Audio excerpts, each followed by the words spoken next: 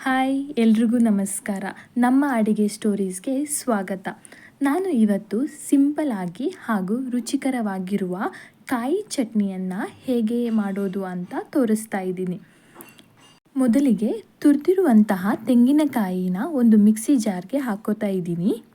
ಮುಖ್ಯವಾಗಿ ಈ ರೆಸಿಪಿಗೆ ತೆಂಗಿನಕಾಯಿ ಕ್ವಾಂಟಿಟಿ ಜಾಸ್ತಿ ಇರಬೇಕು, ಆವಾಗಲೇ ಚೆನ್ನಾಗಿರೋದು. ನಂತರ ಅರ್ಧ ಭಾಗವಷ್ಟು ಈರುಳ್ಳಿನ ಹಾಕೋತಾ ಇದ್ದೀನಿ. ಚಿಕ್ಕ ಈರುಳ್ಳಿ ಆದರೆ ಒಂದು ಹಾಕ್ಕೊಳ್ಳಿ. ನಂತರ ಸ್ವಲ್ಪ ಕೊತ್ತಂಬರಿ ಸೊಪ್ಪನ್ನು ಹಾಕೋತಾ ಇದ್ದೀನಿ. ಹಾಗೆ 2 ಬೆಳ್ಳುಳ್ಳಿ ಎಸಳನ್ನು ಹಾಕ್ಕೊಳ್ಳಿ. ನಂತರ ಚಿಕ್ಕ ಶುಂಠಿಯನ್ನು ಹಾಕ್ಕೋಬೇಕು.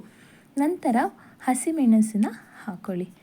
ನಂತರ ಸ್ವಲ್ಪ ಹುಣಸೆ ಹುಳಿ ಮತ್ತು ರುಚಿಗೆ ತಕ್ಕಷ್ಟು ಉಪ್ಪನ್ನ ಹಾಕ್ಕೊಳ್ಳಿ.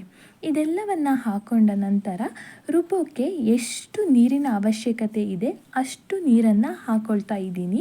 ನೀವು ಕೂಡ ನಿಮಗೆ ಸ್ವಲ್ಪ ನೀರು ಜಾಸ್ತಿ ಬೇಕು ಅನ್ನೋ ಹಂಗಿದ್ರೆ ನೀರು ಜಾಸ್ತಿ ಹಾಕ್ಕೊಳ್ಳಿ. ರುಬ್ಬಿರುವ ಮಿಶ್ರಣವನ್ನು ಇವಾಗ ನಾನು ಒಂದು ಬೌಲ್ಗೆ ಟ್ರಾನ್ಸ್ಫರ್ ಮಾಡ್ಕೋತಾ ಇದ್ದೀನಿ. ಮಿಕ್ಸಿ ಜಾರಲ್ಲಿ ಉಳಿದಿರೋ ಮಿಶ್ರಣಕ್ಕೆ ಸ್ವಲ್ಪ ನೀರು ಸೇರಿಸ್ಕೊಳ್ತಾ ಇದ್ದೀನಿ. ಇವಾಗ ಮಿಶ್ರಣವನ್ನು ಚೆನ್ನಾಗಿ ಮಿಕ್ಸ್ ಮಾಡ್ಕೊಳ್ಳಿ.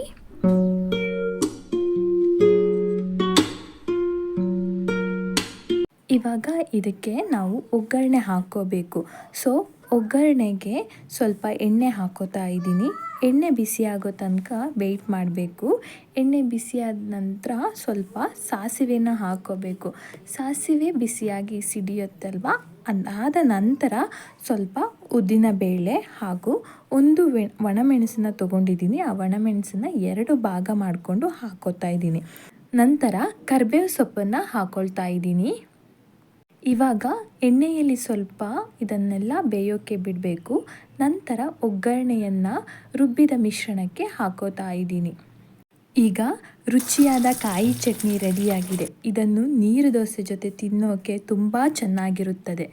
ನೀವು ಕೂಡ ನಿಮ್ಮ ಮನೆಯಲ್ಲಿ ಟ್ರೈ ಮಾಡಿ ಅಂತ ಹೇಳ್ತಾ ಈ ವಿಡಿಯೋನ ನಾನು ಮುಗಿಸ್ತಾ ಇದ್ದೀನಿ. ಮತ್ತೆ ಮುಂದಿನ ವಿಡಿಯೋದಲ್ಲಿ ಸಿಗೋಣ. ಧನ್ಯವಾದಗಳು.